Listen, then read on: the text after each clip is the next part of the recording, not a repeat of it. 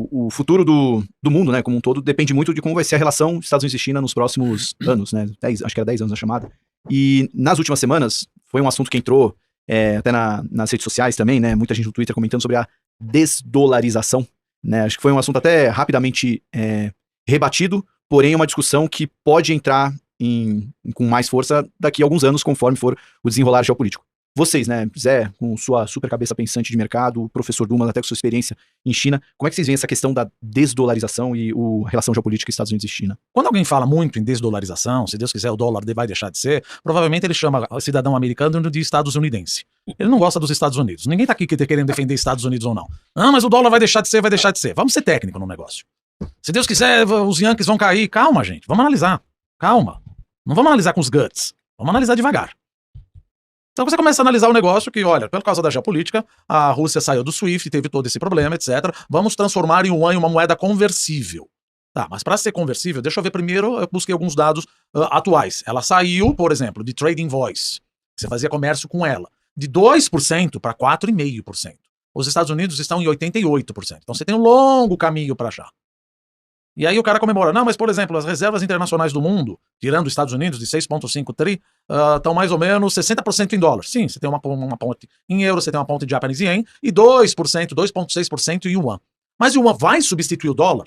Isso não dá pra saber. Aí você fala, pô, tá vendo? O cara não sabe nada. Não, mas a gente já pode dar o call pros próximos 10 anos. Acho muito, muito, muito difícil. E explico por quê. Primeiro, os Estados Unidos é o mercado financeiro mais desenvolvido, mais regulado, e é considerado um porto seguro para o mundo inteiro. Esse é um ponto. E o que é o mais líquido também. Por isso que você não colocaria no Japão. Colocaria no euro. Só que o euro, o que é? É uma moeda regional. Fizeram uma coisa que você fala, mas tem explicação para fazer a zona do euro? Não, a explicação é política. Não tem nada, porque não deveria ter a zona do euro. Você tem choques assimétricos. Enquanto a Letônia, a Lituânia, a Estônia tá com uma inflação de 20%, a França tá com uma inflação de 6%. Vai, Christine Lagarde. Chiquérrima. Decide qual taxa de juros você vai usar agora. Quer dizer, isso é um choque assimétrico. O One Monetary Policy não serve para todo mundo. Então o euro não vai ser. E o Yuan vai ser, para ser uma moeda conversível, primeiro, você tem que ter livre movimentação de capitais, coisa que a China não tem. Ah, mas a China vai abrir a conta capital. Acho difícil. Vamos para trás. Vamos para 1997. Quando Tailândia, Malásia, Indonésia, Coreia tomaram totó, eles tinham o Pegged Exchange Rate, junto com o dólar, entraram em conta corrente. Eles têm o mesmo problema, não déficit em conta corrente, que padece a China, que chama capitalismo de compadres. Ou seja, o governo empresta dinheiro para empresas estatais e colegas do rei e sabe que não vai receber mais. E se eu abro a conta capital, como esses países abriram, que eram os antigos tigres asiáticos, etc., por causa da paridade de juros do carry trade, eu preciso subir a taxa de juros. Aí o Zé, você me corrige se estiver enganado. Você tem que subir a taxa de juros. E aí, como eu tenho um risco moral, ou seja, uma informação assimétrica, que eu acho que o meu pai, que é líder do governo, e meu tio, que é líder do banco, etc., vão me ajudar, eu me endivido em dólar, porque é mais barato, já que o câmbio não vai mexer, o câmbio é fixo. Então olha o risco. Se eu tiver um sudden stop, vai ter um risco, uma crise cambial. Se eu tiver uma crise cambial, vai bater no balanço das empresas que estão descasadas, porque o meu tio falou, vai firme que eu tô segurando. Olha o crony capitalismo, capitalismo de compadres. Isso se transforma numa crise corporativa. Crise corporativa, eu não posso deixar os bancos quebrarem, então o governo tem que fazer o step-in. Virou uma crise da dívida pública. Crise da dívida pública, a curva de juros estipa. Então, crise econômica. Então, a China quer correr esse risco de ter uma crise. Ah, mas ela tem 3 tri. Sim, 3 tri de reserva. Vai chegar uma hora, por exemplo, um diferencial de juros, eu vou ter sudden stop. Pra que eu vou comprar uma moeda onde eu não posso usar essa moeda de volta pra China? Vamos lá, eu tenho um superávit, que eu até anotei aqui meu superávit com a China de 27 bi. Tô com 27 bi na mão, peguei 27 bilhões de dólares em yuan equivalente. O que eu vou fazer com isso? Posso voltar na China? Não, não pode. Porra, é o jogo do mico. O que eu vou fazer com esse yuan? Então é importante que a conta capital seja aberta. E quando ela vai ser aberta? Quando o Partido Comunista Chinês e o governo chinês deixar de usar os bancos chineses como braço parafiscal para legitimar o governo chinês. Quando isso vai acontecer? Difícil, porque a gente sabe, economia, política e sociedade é uma coisa só. Se tiver uma crise lá do outro lado do mundo, dos Estados Unidos, Brasil, a China vai lá e fala, soca a bota, manda os bancos emprestarem. Ah, mas eu não vou receber. Eu não estou te perguntando se você vai receber ou não. Empreste. Ou seja, você está cheio de non-performing loans nesses bancos. Só que por que não tem um sudden stop, um capital flight? É proibido. No final, à meia-noite, você vai dormir com o Agricultural Bank of China, com um dos Big Five, você vai acabar dormindo. Então, se você concorda que os bancos vão deixar de ser usados como braço parafiscal, então você está do lado do que o yuan pode ser uma moeda internacional e a conta capital abrir. Eu não acredito. Por ser ditadura, eu preciso ter o controle completo dos bancos.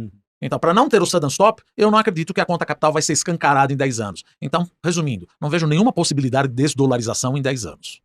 Pô, excelente. A Mais moeda- claro do que. Não, eu só fico com uma dúvida quando esse termo surge de moeda não conversível. Veja, ela é conversível quando ele é aceita por todo mundo. Por exemplo, você tem o que é isso? Vamos deixar claro, vamos fazer o SUR aqui. Tá. Pega esse SUR e compra um Sumiu essa chiclete. ideia, graças a Pega o Deus. SUR e compra um chiclete no esquina free aqui. shop lá dos Estados Unidos. Não vai Pega o rolar. Yuan, vê se é totalmente aceito. O que eu vou fazer com esse Yuan? Não, o Yuan é importante, tá? Mas a primeira coisa que eu vou fazer quando eu tiver o Yuan, eu vou converter para dólar. Porque é uma moeda manipulada. Da mesma maneira que você não confia nas empresas, você vai confiar na moeda do país. Entendeu? Acabamos de falar agora da educação. O cara fez uma intervenção. É óbvio que o câmbio é manipulado.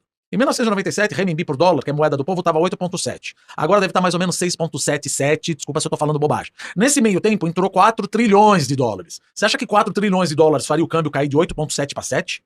Ele estaria em 2.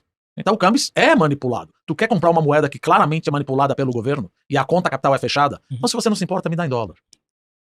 Entendi. Ah, mas é o maior país do mundo. Grande coisa que é o maior país do mundo. E daí? Eu tô cheio de idiosincrasia que se você não se importa. E outra, você tem o Trade Settlement Agreement. Todo mundo fala, vamos fazer um currency swap. Não tem essas operações. Eu já trabalhei com chinês que o chinês fala, não, quero receber em dólar.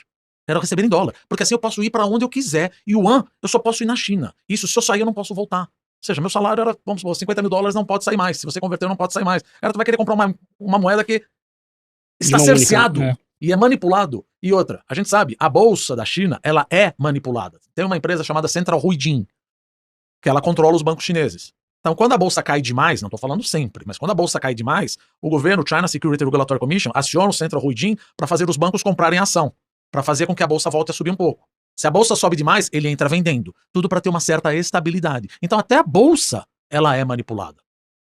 Vai deixar de ser manipulada? Aí é questão de cada um achar o que acha. Eu conheço gente que fala, não, em 2 anos é o yuan e o dólar, caiu o Império Britânico. Tá bom, mas demorou um pouquinho. Para mim, 10 anos, eu posso apostar que não... Quer dizer, não tô Mas vai lacrando. apostar em dólar ou em yuan? Tá, aposto em yuan, que se eu perder não vou perder nada, se ganhar não ganhar nada, fica no 0-0. Redeado. já. Redeado, faz red. Essa parte de desdolarização, ela é interessante, porque no curto prazo, faz sentido que o renminbi tenha, o yuan tenha um peso um pouco maior do que ele tem no momento nas reservas internacionais. Porque, basicamente, a China é um parceiro comercial importante de um monte de país no mundo. É meu Então, primeiro parceiro. É um negócio Primeiro, que... meu primeiro. Mas daí, as pessoas extrapolarem e acharem que vai tomar o lugar de dólar como a moeda de reserva do mundo, aí é difícil. Concordo com todos os pontos que o professor colocou, e você pode elencar vários outros. A gente vive num período de Pax Americana, em que os Estados Unidos é a superpotência dominante do mundo por uma série de razões. Essas razões passam por geografia, onde os Estados Unidos, por exemplo, é independente tanto em comida quanto em energia. O maior importador de petróleo e comida do mundo é a China. Se acontece uma guerra em algum lugar qualquer do mundo que faz o preço dessas duas coisas subirem para chuchu, qual país que fica melhor na foto? Estados Unidos. Os Estados Unidos. Outro pilar é a questão das instituições. Hoje em dia é menos debatido, né? Mas qual país que tem as melhores instituições do mundo? Que tem, para começar, é uma democracia versus uma autocracia. Estados Unidos. Esse negócio ele é importante, porque ele gera os incentivos corretos na sociedade para você ter a destruição criativa, que o professor falou super bem aqui sobre isso. O terceiro elemento é um elemento de tecnologia. Todo esse debate de semicondutores passa por isso. Se você for parar para pensar, o que os Estados Unidos está fazendo é bloquear o acesso aos semicondutores top que são produzidos pelos Estados Unidos à China. Quem está fazendo isso tem a vantagem ou a desvantagem no momento em relação à tecnologia? Tem a vantagem. E, se a tecnologia ela avança de forma exponencial ao longo do tempo, o que acontece com essa vantagem com o passar dos anos? Ela aumenta. O ChatGPT é da onde? Onde que vai estar o ChatGPT daqui a 10 anos? E daqui a 3 anos? Você também tem a demografia, que a gente abordou um pouco aqui. A China está envelhecendo. Reflexo da política do filho único lá de 1970 a 1980. A China está vivendo o período de declínio demográfico mais rápido da história da humanidade. Se eu não me engano, aí me perdoem se eu estiver errado, mas até 2050, eu não sei se é em 50 anos ou se é até 2050, a população da China vai cair pela metade. Como é que um país que tem que enfrentar esses desafios, não quer dizer que a China é ruim, tá? A China é bom. A população da China vai cair pela metade? Vai. A população da China vai cair para tipo 750 milhões de pessoas. Ô, louco. Se eu não... Depois a gente pode ver aqui. Tô Depois... procurando aqui. Isso é um vento contra que é muito poderoso. Então, se o teu país, ele tem a vantagem demográfica, ele tem a vantagem tecnológica, ele tem a vantagem das instituições, ele tem a vantagem geográfica de ser independente em energia e em comida, é natural que o seu país tenha a moeda de reserva do mundo. É muito difícil lutar contra essas coisas. Extremamente difícil lutar contra essas coisas. Não quer dizer que a China é ruim. Ela só é o segundo melhor. O melhor é os Estados Unidos. Por causa disso, o dólar é a moeda... Não tem desdolarização, não ao nível dele perder o status de moeda de reserva do mundo. Você tem que mudar tudo isso e voltar a ter todas as instituições como dos Estados Unidos. O birth rate, aí precisa fazer uma conta. O birth rate por família é 0,85. Uma família não tá tendo um filho, tá tendo 0,85 filhos. Sim. Não, mas eu ia E falar... o número de mortes tá maior. sim, né? sim. Não, é que é impressionante, né? O país que até hoje não é mais o maior, né? Agora é a Índia. Mas cai pela metade. Tudo bem, pode não ser o yuan que substitua o dólar. Nem o euro e nem o Japanese yen. Mas e o ouro? Porque assim, a gente tá... Claro que como moeda não, né? Mas assim... A Como gente lastro de uma moeda. como reserva dos bancos centrais. Porque a gente tem ouvido bastante aqui no programa que desde o que aconteceu, que os Estados Unidos fizeram contra os russos, que de alguma maneira ajudavam o governo Putin de sequestrar bens, né? Como aconteceu, por exemplo, o Chelsea teve que mudar de dono em Londres porque aí o governo, enfim, retalhou. Que os bancos centrais de outros países estão raspando o que conseguem achar de ouro. Isso também não pode ser uma ameaça ao dólar, os outros bancos centrais. Voltamos a Bretton Woods? É. Não. Aí fica difícil. Eu não tenho lastro suficiente, porque se eu quiser fazer uma política monetária expansionista, eu não tenho ouro. Não faz. Ah, não faço. Eu perdi o choque, ou seja, acabou a política monetária. Eu já voltei para 1973. Vamos ressuscitar Richard Nixon. Quer dizer, não. O Richard Nixon Foi falou ele que acabou com $1 isso. vale $1. É. Não, acho que é difícil. Claro, você pode diversificar todo. Agora, botar o dólar como lastro da tua moeda, primeiro, o câmbio provavelmente vai ter que ser fixo. Então voltamos a Bretton Woods. Por que o Bretton Woods deu água? Por causa da guerra da Coreia e do Vietnã.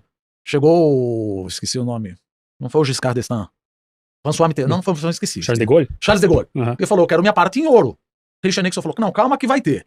Calma que tá guardado. Claro, uma historinha, né? Mas Claro. o Charles de Gaulle queria, até que em 1971, depois do Smithsonian Agreement, em 1973 falou, $1 vale $1, porque assim eu quero e acabou. E aí veio a crise do petróleo. O dólar depreciou, os árabes, como tinha a guerra do Yom Kippur, e os Estados Unidos vendiam arma para Israel, deram um squeeze na produção do petróleo, crise mundial. Aí entra já na história o Brasil. Tudo bem, não tem nada a ver com o que nós estamos falando aqui, né? Mas sai Médici, entra Geisel, faz eleições diretas para Senado, Arena e MDB. Ao invés de ganhar Carvalho Pinto, ganha Orestes Quercia para a corrida de São Paulo. O que a gente faz? Toma dinheiro no Eurobank, vem segunda crise do petróleo por causa da Revolução Iraniana, cai o Shah, Reza Pahlavi, entra Ayatollah Khomeini. Não. Diversificação, sim. Voltar, acho muito difícil. Substituição, ter uma moeda totalmente lastreada em dólar. Nós estamos com o convertibility plan do cavalo, que é em dólar, não era em ouro. A gente sabe, acabou o negócio, tudo. Mas aí o câmbio apreciar, deixa o câmbio fixo. O câmbio aprecia, a minha paridade vai ficar o sabor de descobrir reservas? Complica. Ou eu vou ficar fixo. Se eu vou ficar fixo, então eu perdi a política monetária. Se o meu câmbio é fixo, minha política monetária tem que ser igual de todo mundo. Olha o carry trade. Senão vai ter um fluxo de moeda pra lá e pra cá. Não, aí é um retrocesso de 70, 80, 90, 2000, 2010, 2020. Olha, 53 anos. Não acho. Provável. Não acho. Eu achei que a fonte é uma reportagem do National Geographic, Caramba, você tem um... que eles falam... Eu peguei não é ChatGPT ainda. Mas eles falam sobre é uma reportagem bem longa, aliás, vou até separar pra ler depois. Que eles... E a data? Eles falam... de agora, comecinho de maio, 4 de maio. Não, a data é 2050? Na verdade, 2100. Segundo os peritos, foi o primeiro... Ano passado Que foi a primeira China queda... é logo na esquina. Tá aí. É logo aí. Ano passado foi o primeiro ano de queda da população chinesa desde 1949. Segundo os peritos, mesmo que a taxa de natalidade estabilize, a população continuará a diminuir 50% ou mais até 2100. Ano que poderá corresponder a taxa apenas de metade... natalidade se estabilizar.